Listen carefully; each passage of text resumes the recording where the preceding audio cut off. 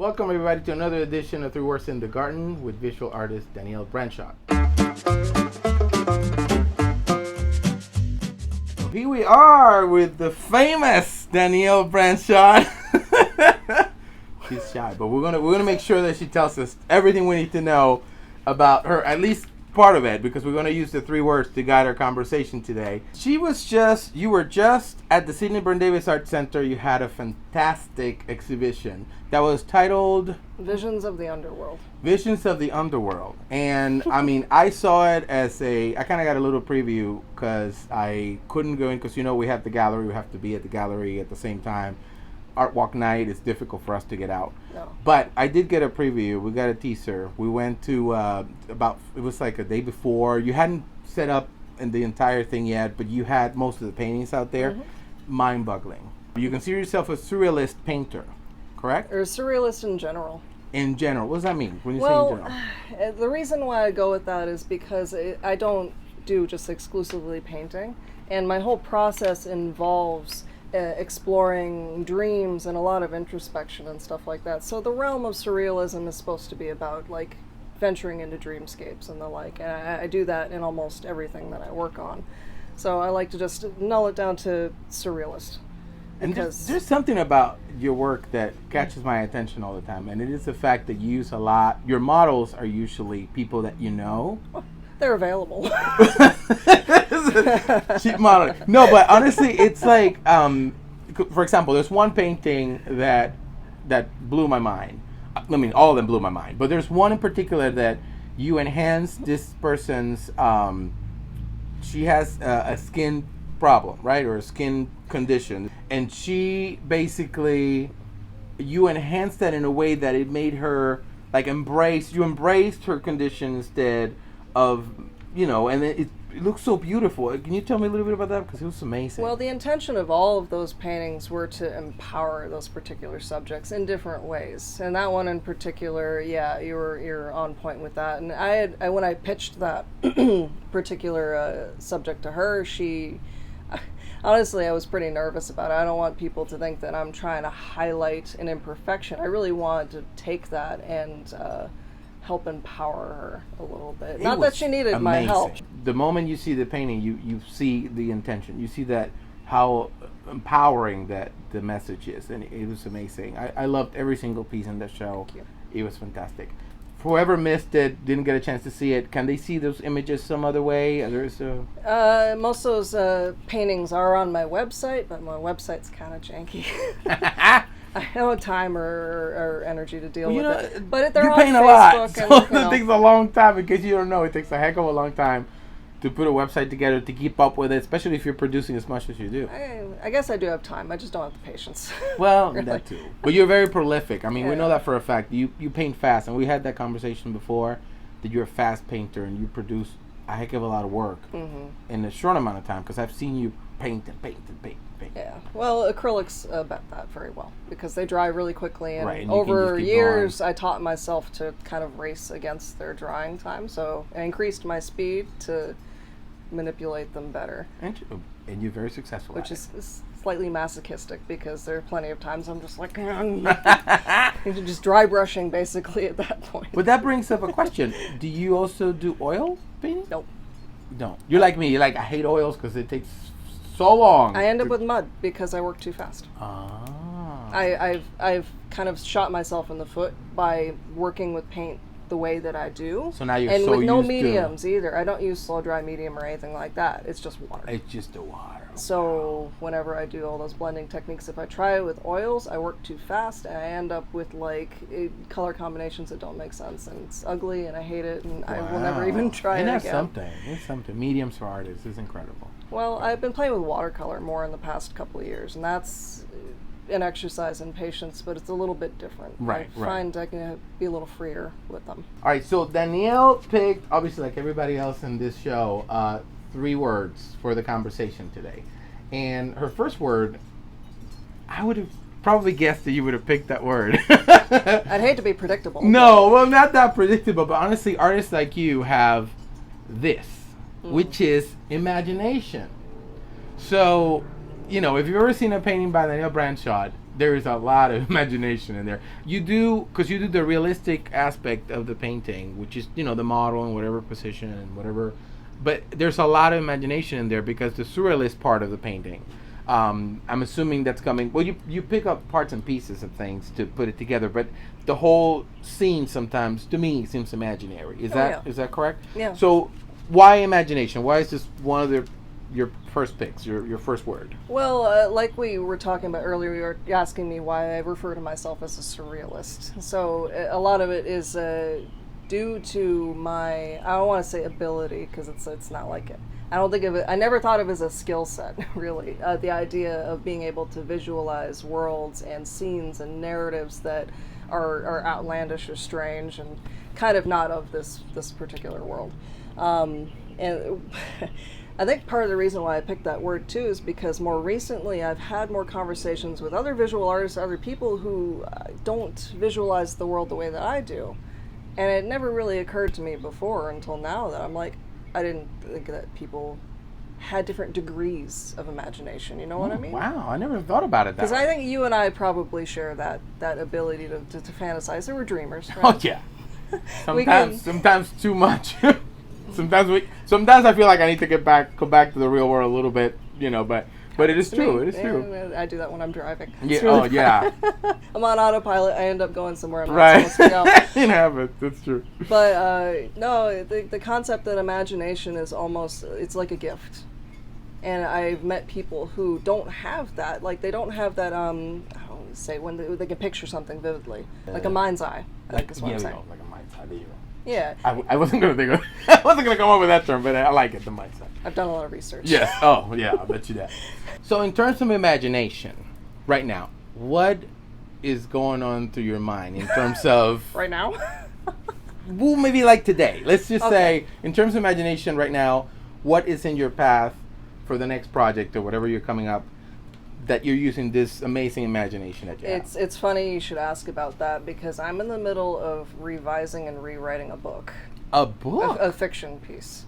Really? So if you're asking like my day to day, what's going on through my mind, most of the time when I'm at my day job and I'm bored, I'm processing that narrative and trying to craft the words and the visuals in my mind to work on that next. Now that I'm past that big show, that insanity from January, which I couldn't wait to get past, frankly,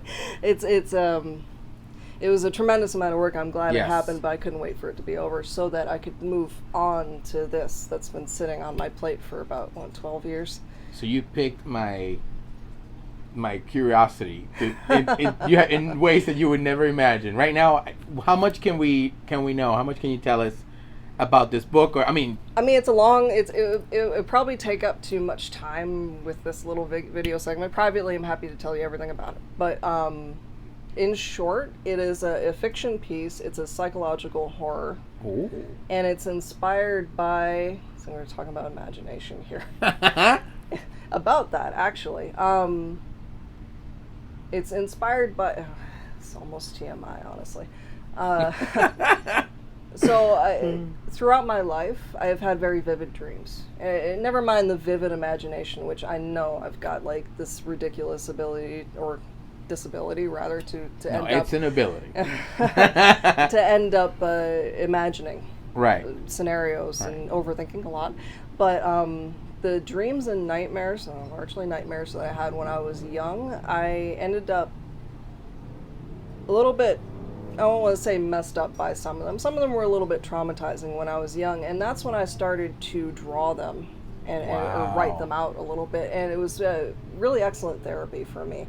And once they were down on paper, like I did an illustration of a monster or something like that, for example, that came into me when I was sleeping and I couldn't get out of my head, so I put it on paper and it kind of became unthreatening. Once it was on paper, it was just a cartoon. You were able to control it in a way that just... It lost its power. It lost its power. So after accumulating all of this and having an insane amount of material to work with, I decided that I wanted to eventually turn it into something.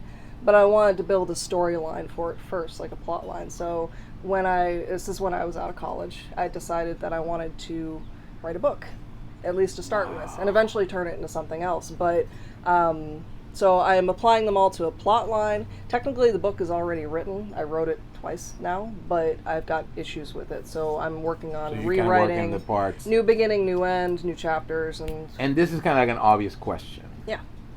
Maybe. Okay.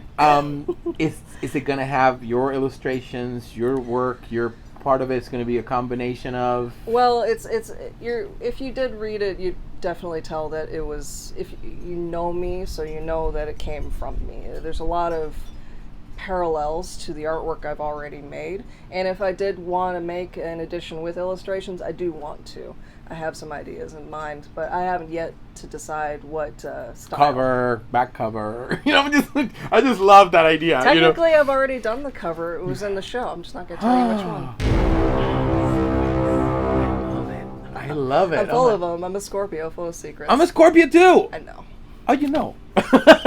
This whole book thing, because I know for a fact you put your money where your mouth is, or you put the actions where, when you say it, because you mentioned, you started talking about the show, how massive it was going to be, this exhibit, and you delivered, You started talking about earlier about the watercolor tarot cards, which we're going to talk about in a little bit, and you delivered. So now this book, I'm sure you're going to deliver. So when do we possibly, maybe? Well, I don't want to jinx give it. False anticipation, but I'm hoping by the end of the year I'll have the draft finished, and I'll probably do like I did with the tarot cards and have a little Kickstarter. That's fantastic. I don't.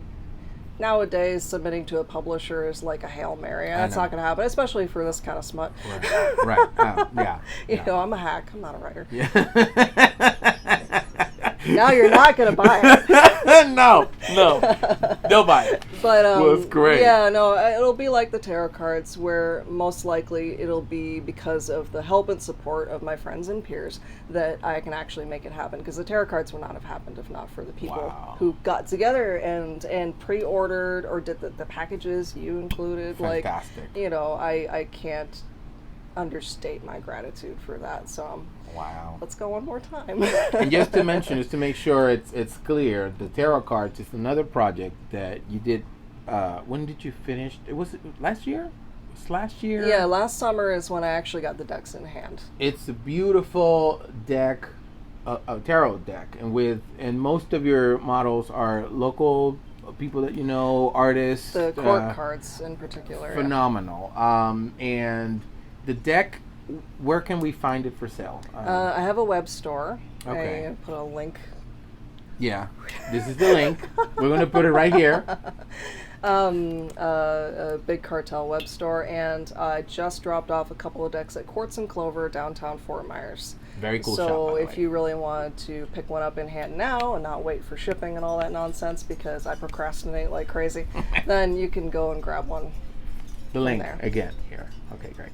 So our guest here today picked up a second word, and this word, again, this is another word that it kind of relates in my mind to the type of work that you do, to the whole thing about imagination. Maybe it's another aspect of creating artwork, and this word is muse. Muse. So I don't even know what to think about. I mean, the muse may be something different for me. I don't know. I think it's different for everyone. Right. So what is muse for you? Okay. Well, I chose this word probably not for the reasons that you expect. I chose it because I have a problem with this concept. Oh. We're going to go deep. Yeah. Get ready. Get comfy. I don't know if people are going to like this part. Well, you know what? We're here to just express it all out. Just let it all out. Well, whatever you want. it stuck out. Like, you sent the list, and I was kind of hoping to find something slightly offensive I could go with. Zoo didn't cut it. No, it's already taken, Mr. No, Slack. it's right. To something. It's a hard act to follow. I'm not. I know. I'm almost as funny as he is, but not quite. Yeah, no, when I see the word muse, I don't know if it's something that triggers in me a little bit, because, I mean, commonly, I think that when people think of the word muse, they kind of visualize the scene in the art studio with the man that's painting. He's got that lovely woman reclining, and he's just painting her obsessively over and over and over again. It's this concept of obsession that I have a problem with, because it's kind of dangerous. If you pour so much of what inspires you and motivates you and attach it to a person or even an object or a place, it's not sustainable, right? Because they might not always be there, Right. or it could break your heart. And Correct. you know, you say, It's again, not a forever thing. It's not, yeah, it's not I know. I a feel given like thing. the muse should always be something within you. Like, I think that's the safest way to go about it. So it's not so much the problem with the word muse; it's the problem with the idea that people tend to attach to it, like they're waiting for that person to come along that just fuels you. Right. It's like a codependency in Yes, a way exactly. that you don't. Well, artists specifically do not need. I don't think, because it like you say, it's dangerous because Yeah. it is not. It's not a forever thing. Like if I don't know, there's something about the word muse now. As you're talking, I'm thinking, do I have a muse? I mean, do I have ever had a muse? I think muse per se, in my mind, is more like that little push that takes you to the studio. That it should be within you. Mm-hmm. That thing that you have that tells you, hey, you know what, I should inspire you. We should just go together. Let's just go in and create some art. Right. You know, It's in you. within already. you. Mm-hmm. It's an interesting word because honestly, it could be inspiration. Yeah. It could be, the will and desire to do something that day versus I don't feel like it kind of thing. You know, that type of mood that you have to be in. Because at least I don't know you, but when I am ready to produce, I'm ready to produce. You know, I am like hyperactive. You know, and I can produce. But when there's no, let's just call it a muse, I guess, I can't do anything. I just can't. I just go to the studio, I just walk around, I pace around, I look at stuff, I pick. There's an ebb and flow.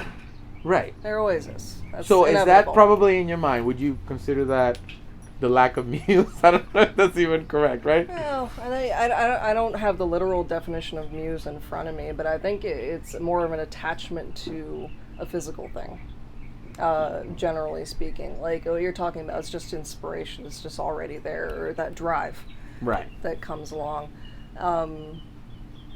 So I don't know. I think it defines different for everybody. And that's certainly valid, and it can be a fluid thing. You know, everybody's inspired by different things depending on where they are, where their mindset is, or what they're going through at the time. And it constantly changes.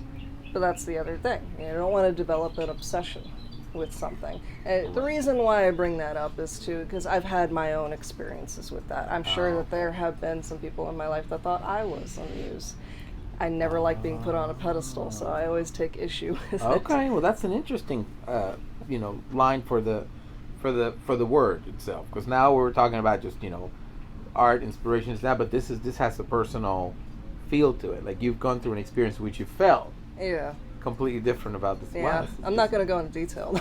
No, we want to know, but I don't think I'll be able to get any more details than that. But it's interesting, especially if it's very personal to you. Now I can see why the term muse is kind of like an abstract term in a sense. So it's it could and like everybody interprets it differently, which makes a lot of sense. I actually never sat down to think about the word muse, to be honest with you. Well, you put it on your list, so I know. How tough did luck. that happen? I don't know how I came up with 263 words anyway in the first place. I just kept on putting words in there. Also, I had so many, and then I would think of another one, and somehow muse came in there. But I guess maybe I associated with the whole creative process. Right, yeah, and it wouldn't make sense for it to not be on that list considering the context of most of those words. Although I was looking for stuff that was a little darker, because it's me. I didn't find any. But thinking about it, it's what I thought at the beginning, because you have so many, and that obviously I was wrong, but you have so many people that that have had the pleasure of being models for your paintings. That have seen you paint, that have seen your progress, that have collaborated with you in a lot of projects. And in my mind, I thought that's where you were heading with the word muse. Like, these people. But it's true. I mean, it completely opened my mind to a completely different definition for the word. Yeah, the difference is, and I do want to make sure I don't sound hypocritical by saying, because yes, I have been inspired by particular individuals, but it's never like this long-lasting need to Which it would be the explore term that, muse. You are my muse. That's like a different level. Yeah, it is. It's something else entirely. Like a category. More like souls. Yeah, when I do use a model and I'm trying to, and if it's like a portrait per se, where I'm actually drawing out aspects of who they are, it's more for their benefit, Right. I guess, more than it is my own. While I am always exceedingly happy to have completed a work, my greatest happiness is showing them the work. Yeah. And just seeing that reaction, and just, like, sometimes it's, Wow, being painted by Danielle Branchaud is like, wow. eh. Wow, it's very special. Honestly, it's very special. And I've seen the reactions from some of the folks that were part of the show, as models and as subjects in there, and everybody's like blown away because what you do, not only are you capturing the realistic, but you're also kind of capturing their soul in a sense. There's a lot more to it it's true. Oh, wow, wait, is that on purpose? Are you doing that? You said capturing souls. I'm like, yes, for my collection. There you go. Oh my, I love that. Okay. I love that. Is that in the book? Okay, we're not going to say. No. But honestly, you're projecting their souls in there. It's like they look so alive. I'm not a portrait artist for the mere reason that I don't feel like when I'm painting somebody, I'm not making them justice in the sense that I can't get as realistic as to paint. As you can see, they're alive through their eyes in the painting. You know what I mean? And you do that. Your artwork, somehow the way you do it is that these people look like they are just as alive as they are walking next to you. It's really incredible. I say it, and you know that from the very first time we met. By the way, this is in 2008. A little bit of history here. At the very first Das Gallery. Forever ago. Comes this girl, super shy. And she's like, well, I don't know if this paintings. And when she showed that first painting, what? I mean, her talent was, mind-boggling. And I think the first painting we saw of yours was that one of the Earth. It's like the one. Yeah, the one other one. She was in the show too. Oh my God! Yeah. She's got like the world, like the Earth here, and then it's like her belly. It's right? in her womb. It's in her so womb. She looks like it's an allegory for Mother Nature, basically, and for hope for the future. Mind-boggling. She's very humble about it, but honestly, it's incredible work. Incredible work. It's funny you'd bring it up because I did an interview for Shout Out Miami last night or something like that. People are doing it, so I went and threw it in, and I did a little shout out to you guys because you got my start. Like showing in your gallery is what kickstarted everything, and because you said, ow, to my silly. Place. Everybody said wow. Everybody that's painted some people said wow. said some other things, but you don't think? Oh no, that piece was. And actually, 2008 was a little bit of a different time. Obviously, our downtown here in Fort Myers was not 100% used to surrealistic nudes, or they were a little bit apprehensive. The galleries were only showing mostly flowers and pigeons and things stuff, like that. Yeah. Easy stuff. That's the way, and I don't way of paint presenting. easy stuff. Right. No, and honestly, I don't. And so when we opened this first gallery, which by the way we were one of the first ones that did that whole skin show. You remember the skin shows? Oh, we had to put curtains on the glass. Because there were nudes in the gallery. I miss those shows. Oh my I gosh, really do. right? We have to get back to doing this. But we had to put curtains in the windows because there were nudes in the show. And these were not pornographic nudes. They were just very tasteful. Well, except for the one photographer. But anyway, we're not going to mention the names. one that I put in the show got banned on Facebook one time. Really? So if it got banned on Facebook, it's probably just bad enough. That's pretty cool. But those were the times, and that's when we introduced, some of your art. We had a couple other artists that kind of had that flow. We did a surrealist show. Remember that? I want to say The Secret Window or something. Oh yeah, something with the window. Surreal Window. The Surreal Window. Yes. So it was cool. me, Willow Darmas. Yes. And Piper Rudick. Yes. And there was there was a a sculptor show. from Culbertson, Ann Culbertson from, she was from St. Petersburg. That's forever ago. Yes. I feel old now. Beautiful show. Those were the times. Yeah, I miss when, we can't complain. We do have things going on right now, but there was a different vibe in that gallery, in that place back in the day. But you know what? We look forward to the future. We got more things coming. Everything evolves. We got a book coming by Danielle Branchaud. So exciting. We have a third word for today, and that word is solitude. Solitude. This seems to me like a deep word, like a. We're gonna get personal here. No. Well, I did start out by saying I'm a self-proclaimed hermit. How many times? So that just, and as I said, I was looking for a word on your list that was not. Well, I don't know. That just sort of spoke to something a little bit darker, because that's my playground. So You've hinted at being a hermit and not wanting to go out or being on your own. I've seen your Facebook posts, but you're always producing. I mean, when I see you doing that, you're usually doing something. So this solitude, or this, being like on your own voluntarily, because I know you have friends, and I know you could go out and do whatever you want, but it seems like to me, maybe I'm wrong, but you use that time for yourself to produce, to create artwork, to kind of like do what you do, which is this amazing body of work, these incredible paintings. Am I right on that, or is there anything beyond you're solitude? Right. You're definitely right about that. I compartmentalize my life carefully because of how much work I want to, how many ideas I have, how much work I'd like to produce. So I have passed on plenty of opportunities like Art Walk and stuff like that, where otherwise I would go out, but because my time is limited, I will just allow myself to be alone. Granted, I'm the kind of person that does well on my own. Like, I'm very comfortable with just myself, me and my cats, or whatever in my space. I can not have anybody talking or creating noise, or just the presence of other people sometimes can just be draining in of itself. And I'm a very strong introvert. Like, I'm the kind of person that needs time by myself to recharge anyway. So when it's just me and my thoughts and my projects, or even if I'm just like vegging and watching Netflix, which I mean, right, which is great. I mean, that's do. quality time. You got to think about it. I mean, yeah, it's important to me. You have I think everybody, especially us artists, because we give a lot of ourselves. A lot of people don't realize this. When you're an artist, not only sometimes are you asked to do, as if you had all the time in the world, and you could just basically, snap your fingers and here's your project that you're not paying me anything for. Yeah, because it happens a lot.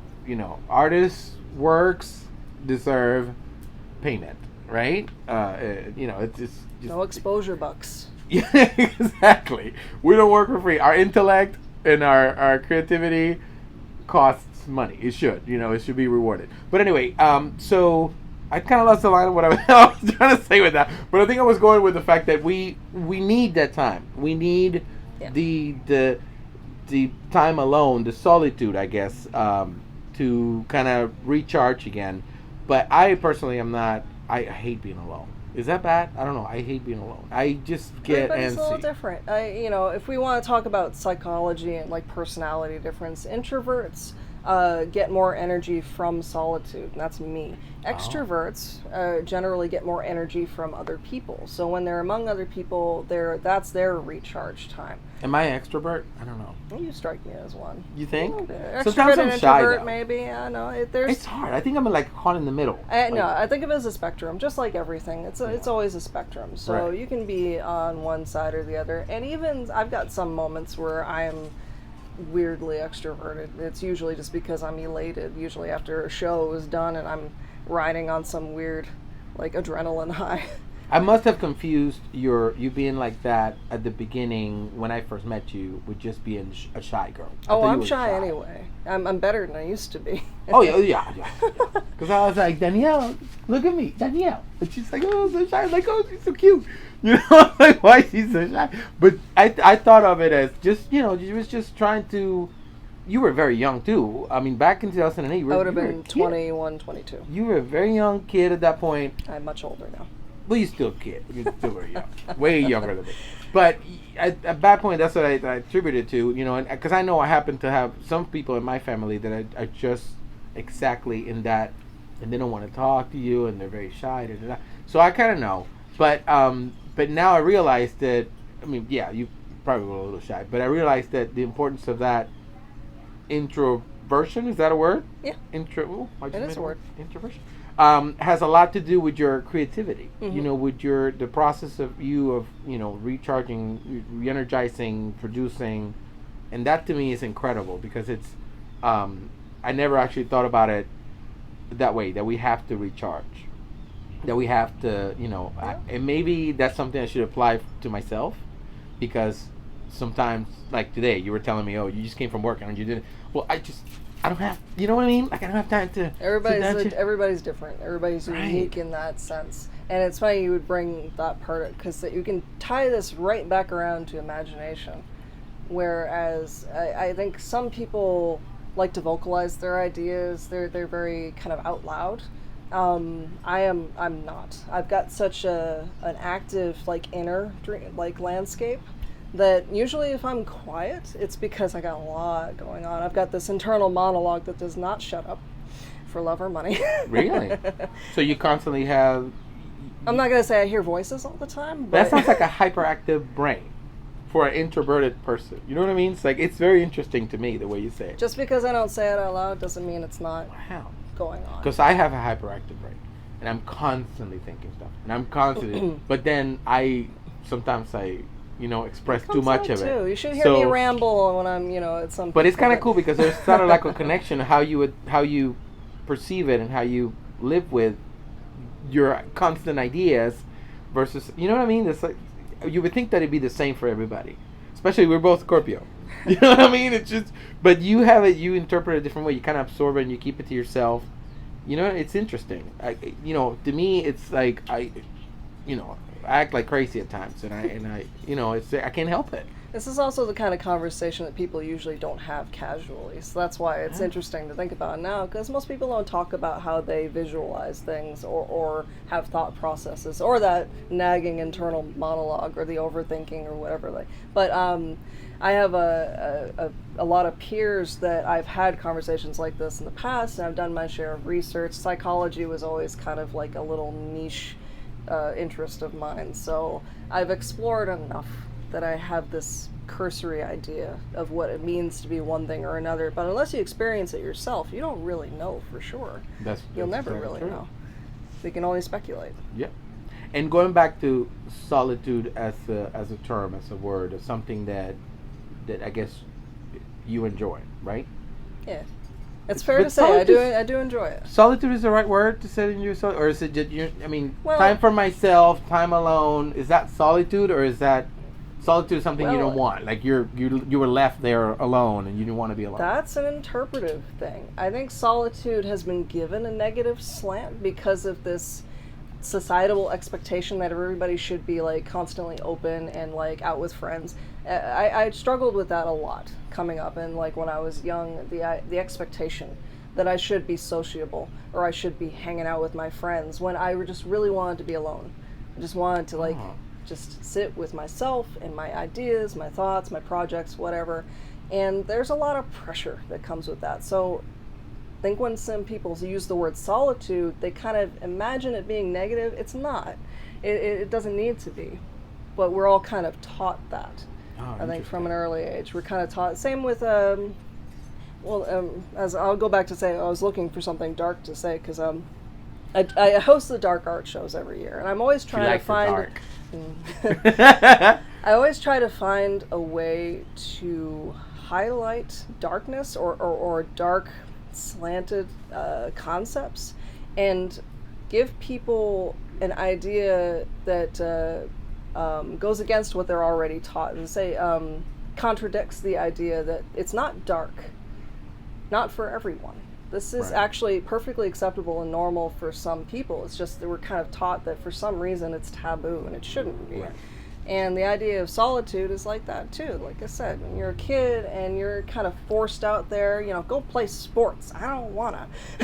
Right. It's a very sociable activity, and not all of us are built for that. So I like to use the word solitude. I don't think it's a negative thing at all. I think that we're just kind of, we've been given this idea that it is, but it's not. It's just something to enjoy. I enjoy it. I enjoy being by myself when I feel the need to be. I enjoy being out with friends when I feel like I can be, but I love the balance. Freedom of that, the way you express it. It feels very free. Yeah. To not be afraid of saying, I want to be alone. And that should be totally valid. And that should be completely fine. And people around you should respect that, should understand it. Let's say, whatever. Why don't you, like you say, as a kid, they kind of force you to go out, Yeah, when do you're something. when you're And you young, can stay in the just- room. It's nothing. There's nothing wrong with it. No. But it's true. It gets associated with antisocial, with which is a completely different a thing. weirdo, or just you don't want to hang out with anybody, or what's wrong with you. When it's true, I mean, you should be okay to be left alone to your own thoughts and your own imagination, and just especially for artists, to be creative and to concentrate. Yeah, a friend of mine would say that that expectation is neurotypical. That the expectation that we should behave the way we're supposed to behave. But not all of us are built the same. Some of us are prone to depression. Some of us are prone to all kinds of varying neuroses. Like I'm anxious as hell. That's what you. Shyness is anxiety. Really? It's a lack of Yes, confidence. yes, So yes. I didn't have that. Now I've got more of it under control, but I'm still subject to it. So Right. when your battery's drained, you have no choice but to recharge. And to be Right. forced out of that is not good for your mental health. So a lot of what I do when I do choose to be solitary is protecting myself and making sure that when I do come out into the world, I am 100% myself and Right. the best me that I And can you're be. ready, and you're Yeah. willing to whatever. I would not want to subject my friends to me when I'm being, you can believe this, an asshole. That's very, very nice I of will you. be if I'm not ready. I don't know. Do we bleep in this show? Is that okay? I don't know. No, that's your show. I don't care. Should we say bad words? A couple of bad words. Let's say bleep. No, we're not gonna. Seriously, it lightens I have me funny up. sounds though that I put in the video. I say the word fuck wasn't on your list, and I was a little disappointed. You said it. We're gonna bleep it. We're gonna be bleeping. I'm gonna play with the bleeping thing. Actually, I did put that in the list. No, I didn't put that in the list. No. I didn't put any curse words in there. No, it was, Should I it was put- very tameless. You know what? You should guys put in the comments if you want to hear curse words and other types of words like that as part of the conversations, because I think there are words too. They have a meaning. Well, not sometimes deep as Depends on where you want these How much can you say about conversations a to curse go. word? I don't know, but I mean, it might be interesting when we get some interesting results from future videos. There wouldn't have been as much depth in this conversation No. as we have just had.